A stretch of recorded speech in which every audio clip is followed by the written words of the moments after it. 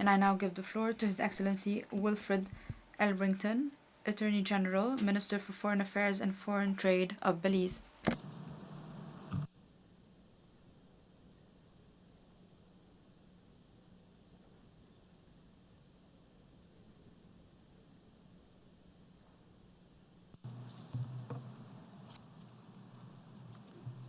Mr. President, on behalf of the government and people of Belize, I extend to you congratulations on your assumption of the presidency of the 74th session of the General Assembly.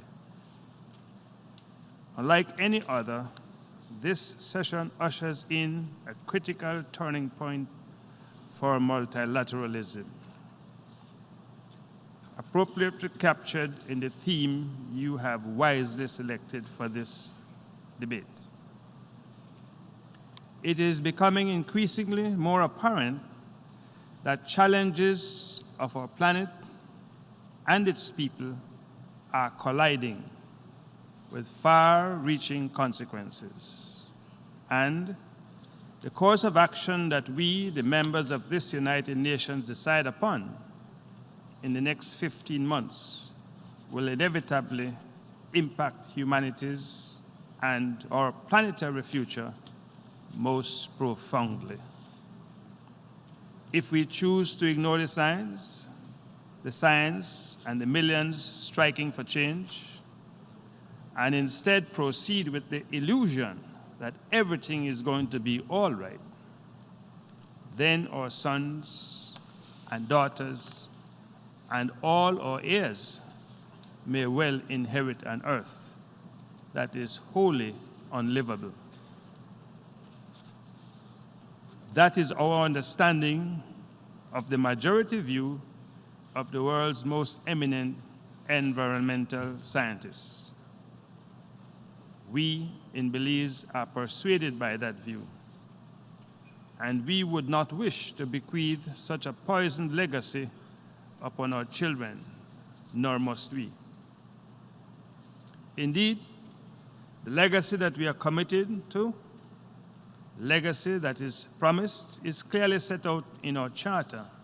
And here I quote, "We, the peoples of the United Nations, remain determined to save succeeding generations from war, to restore faith in human rights and the dignity and worth of the human person, to deliver justice and the guarantees of the rule of law, and to ensure the betterment of all in larger freedom."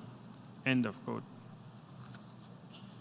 Belize is resolved to remain faithful and true to that commitment.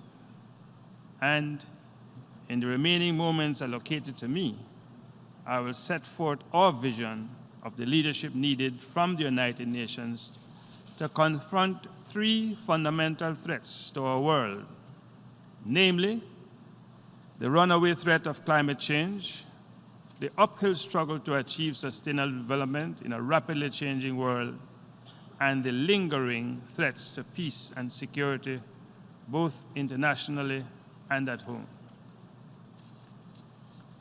Mr. President, to our Bahamian brothers and sisters, the people of Belize extend our heartfelt condolences. We share your pain and sorrows. Belizeans are no strangers to the death, destruction, and utter devastation wreaked by Hurricane Dorian upon the islands of the Bahamas and upon its people. Indeed, in 1961, 20 years before Belize celebrated her independence, we suffered a similar catastrophe. A Category 5 hurricane named Hattie made a direct hit upon our fledgling coastal capital and upon settlements to the south thereof. The resultant devastation was so extreme and unprecedented that the World Meteorological Organization retired the name Hattie permanently. And the government of Belize relocated our capital some 50 miles inland as quickly as we were able so to do. Back then, some 60 decades ago, a Category 5 storm was an anomaly. Today, storms of that intensity and even greater are the new norm. Indeed, Dorian joins a long list of extreme weather events indelibly etched in the minds of citizens living on small islands and low-lying coastal states the world over. Some we endure as daily occurrences, such as the incessant drought presently affecting Belize, and the relentlessly encroaching seas and saltwater erosion. That which we do not experience near shore is cumulatively occurring offshore, in the deep ocean, where the very life support system of our planet and its resources are slowly degenerating, deoxygenating, and acidifying. Meanwhile, 1 million species are at the brink of extinction. Historically, such disruptions to Earth's systems would have occurred over prolonged periods of time. But measure of change now is our own lifetime. These events are so frequent, so visible, and so impactful that even our children are now alarmed by them. They are witnesses to near apocalyptic images. They are experiencing a climate crisis unfolding before their very eyes, which is impelling them to action, to assume leadership roles in the search for solutions to this crisis. Also, too, learned scientists are advising us that the world has, at best, a decade to get on pathways to 1.5 degrees centigrade in order to ensure planetary sustainability, and for small developing states, our very own survivability. It is therefore urgent and imperative that we seek to halve global emissions from 2010 levels by 2030. We must also ensure the phasing out of coal and the achievement of net zero emissions by 2050. Because some countries will be gravely and negatively impacted by these measures, dedicated resources must be made available to enable the most vulnerable to adapt to their new realities and to compensate for the permanent loss and damage which they will inevitably experience. Mr. President, Belize thanks the Secretary General for sending a message for the need for urgency of action and of necessity for heightened ambition.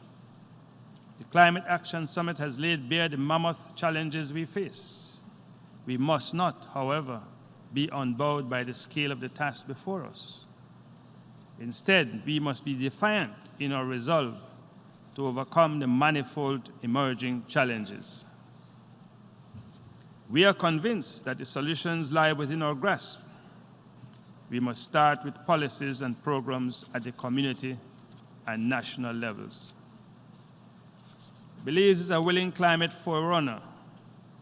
We are committed to the SIDS Ambition Package and have joined the SIDS Sustainable Energy Initiative, which aims for 100% renewable energy for SIDS by 2030.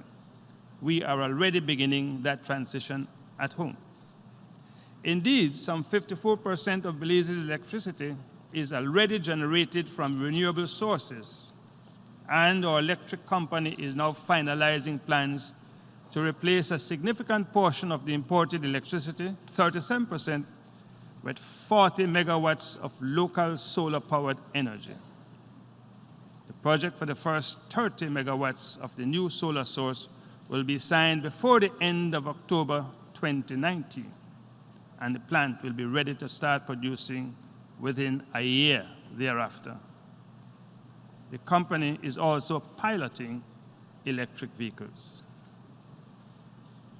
My government is combining incentives for climate and other sustainable development with benefits such as health, food security, and youth empowerment. Initiatives are being undertaken which will result in large-scale reforestation drives. We are introducing climate-smart agriculture practices, and we are applying nature-based solutions through integrated coastal zone management and sustainable fisheries practices that have mitigation, adaptation, and development potential. We in Belize believe that governments must lead the way with the highest possible ambition in line with the Paris goals, especially the 1.5 degrees centigrade goal. Private sector and other financial actors, including the multilateral banks, must follow suit and pivot towards environmentally sound policies and climate-informed investments. People must press their leaders unceasingly and must also do their part to attenuate the drivers of climate change. Belize entertains no doubt that the science is clear and compelling. We are in a global state of emergency. As one of the first respondents to that emergency, my country and my people urge you to join us on the front lines and to take the bold measures our people and planet need to secure our children's future. Mr. President, the failure to act by those with historic responsibility has already manifested in lost opportunities for the most vulnerable. One durian has the potential to wipe out 2 times our GDP, and with that, our hard-earned development gains. 25 years ago, the international community collectively agreed upon targeted responses to address a special case of small island developing states. But with steadily mounting challenges from exogenous shocks, it has been necessary to periodically expand those responses. We have come again to the table to account for the implementation of the SIDS agenda, and Mr. President, we are concerned. The midterm review of the Samoa pathway tells a story of a global system that is unresponsive to our unique characteristics and particular circumstances. It tells of fragmented STEM system policies, of one-size-fits-all approaches, and of the seemingly forgotten special case of SIDS. SIDS are still far behind in making progress to achieve their priority sustainable development objectives. This is especially worrying because climate change is shutting the window of opportunity for us. Belize welcomes the agreed outcome of the midterm review of the Samoa pathway and the solemnity it brings to action that is urgently needed if SIDS are ever to have a chance of expanding our development horizons. Implementation is upon us.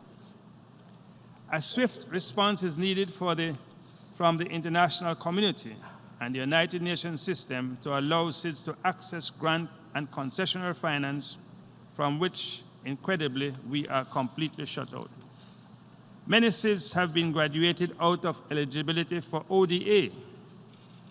Absurdly enough, this means that the most vulnerable countries who bear no responsibility for the climate crisis are being taxed to access the support we need to save ourselves. In some cases, we are being priced out of financial markets because of our high-risk profiles. We are small. We are islands and low-lying coastal states, and we are severely exposed. The midterm review outcome provides an opportunity to correct this fallacy. What we need is simple and timely access to affordable finance, smart investments, and debt relief to help us break the cycle of poverty, relieve us from the stranglehold of debt, and make headway with building the resilience of our people and our economies. We call for a SIDS-specific resilience fund and for the endorsement of a debt for climate swap to channel investments into much-needed adaptation initiatives and green industries. Mr. President, Belize has never shirked its responsibility for national development. We remain fervently committed to advancing our growth and sustainable development strategy with the ultimate aim of improving the quality of life for all Belizeans. In that regard, my government has now rolled out for phase 3 of the Belize City Southside Poverty Alleviation Project in one of our most impoverished areas. This is a project with a total value of $12 million that will see 100 houses either newly built or improved for needy families in the targeted constituencies. The infrastructure components to improve neighborhoods and lives will wrap up this last leg of what has been a transformative, multi-year initiative. Also, our food pantry program increases every year, even if only incrementally. It constitutes one of the anchors of our pro-poor policies, uplifting continuously the lives of disadvantaged citizens. In education, we have achieved a milestone in bringing the divide between education and technology. In partnership with the National Telecommunications Company, we have deployed the DigiLearn project, which will introduce a cloud platform and service that facilitates digital teaching and online learning. Already, a pilot project has been completed involving 9 high schools. Over 360 students participated, and each of the schools has endorsed DigiLearn for their institution. We anticipate rolling out DigiLearn to 43 secondary schools starting this month. Our ultimate goal is to provide a free laptop and digital classroom to every student, teacher, and administrator in every high school in our country. We aim to do all this over the course of the next 5 years. Importantly, we are in the process of expanding what has become another staple of our educational outreach, particularly directed towards at-risk youths in districts registering higher poverty incidents. The annual subsidies to high school students currently given for the first 2 years of the secondary program will now be given to every student in every government high school, in every district. With a view to ensuring a healthy environment for our people, in April last, we took the bold move, with the full support of our fisher folks, to more than double the area of fisheries replenishment zones in Belize's waters. The total area of our territorial waters, now under no-take status, stands at 11.6%, almost tripling our marine protected areas. Belize is also pleased to support efforts to protect 30% of the world's oceans by 2030 and to finalize an agreement for marine biological diversity of areas beyond national jurisdiction in 2020. Mr. President, Belize is making commendable strides to implement the Sustainable Development Goals, SDGs, but here too there is a need for greater urgency in global action and delivery of support. Too much is at stake if we miss the 2030 targets. Young people and children are already experiencing this firsthand. Youth unemployment rates are 3 times that of adult unemployment rates. About 1 billion children live in countries where the SDGs are out of reach. Women and girls are still suffering from substantive inequalities, and the gaps between the rich and the poor, and the educated and the ignorant are not narrowing. These are only the struggles we are aware of. There are many data gaps that must be addressed, particularly in the vulnerable countries and about vulnerable peoples, lest we inadvertently overlook even more acute issues requiring our urgent attention. The United Nations has a central role in marshalling the strength of nations and other development actors to foster enhanced cooperation and support to accelerate the pace towards the SDGs and the attainment thereof.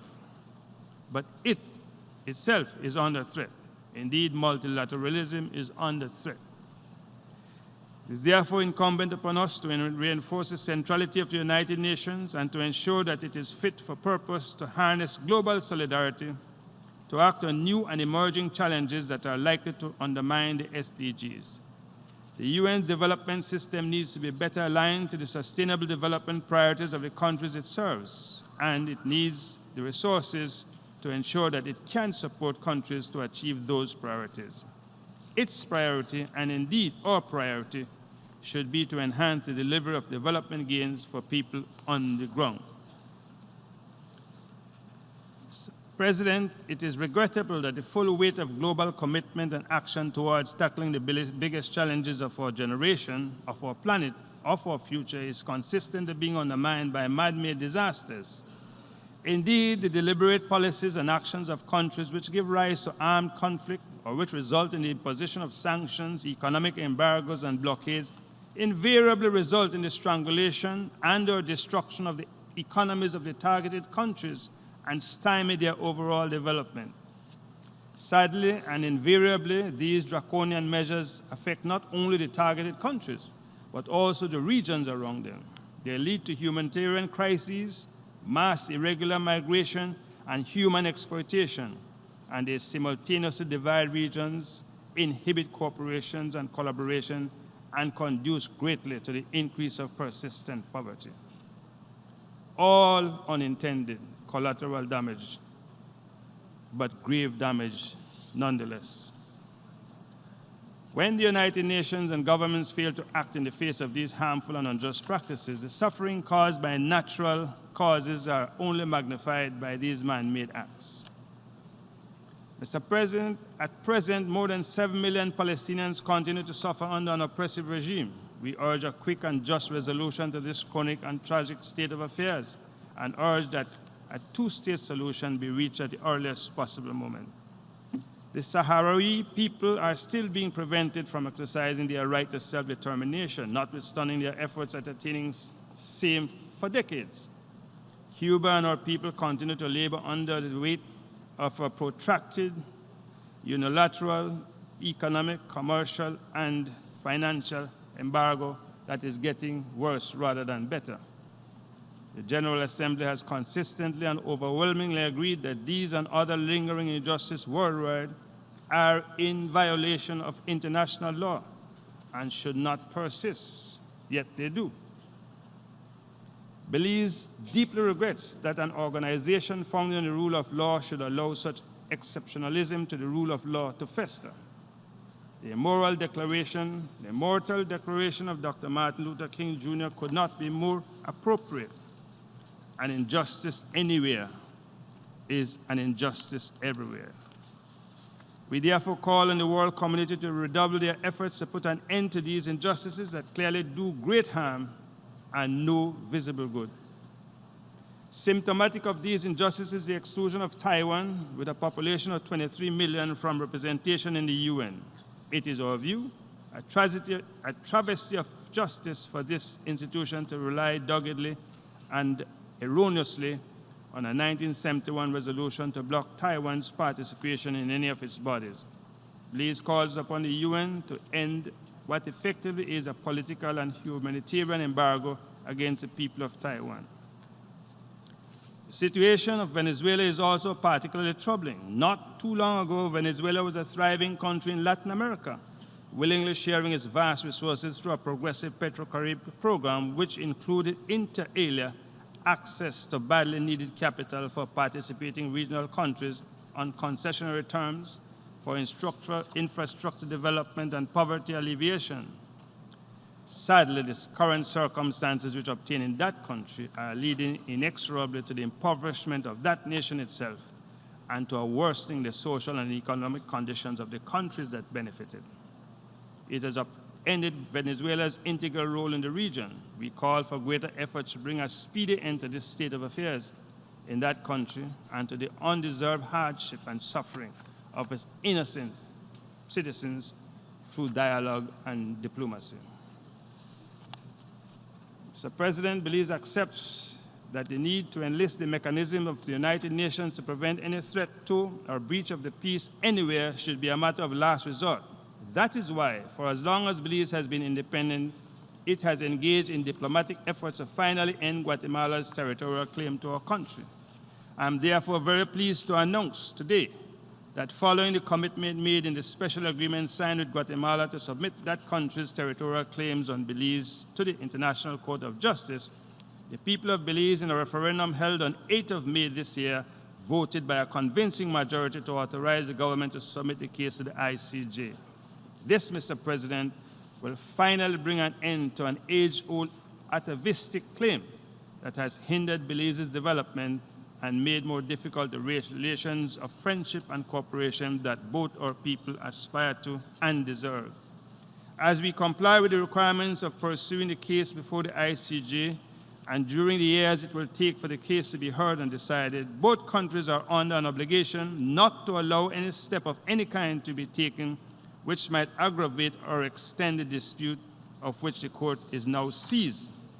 In this connection, Belize continues to be concerned about the illegal encroachments by Guatemala into our territory, resulting in even greater deforestation over protected forests, the illegal extraction of our natural resources, and attempts at establishing farms and residences on our Belizean territory.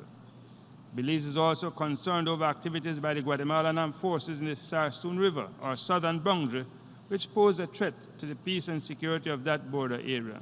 Belize is strenuously seeking to establish a modus vivendi with Guatemala for the peaceful shared use and enjoyment of the Sarstone. We take this opportunity to acknowledge with gratitude the work of the OAS in facilitating the ongoing efforts of Belize and Guatemala to implement the confidence-building measures, and we urge the international community to continue to support these and other similar measures. Finally, Mr. President, Belize and Guatemala are forever neighbors, and we in Belize certainly have the most fervent wish to live side by side with the government and people of Guatemala in peace, harmony, and close cooperation.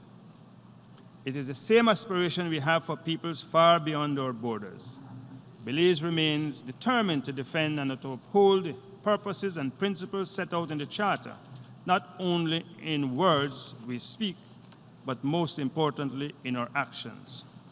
As a responsible member of this United Nations, it is the right and just thing for us to do. I thank you, Mr. President.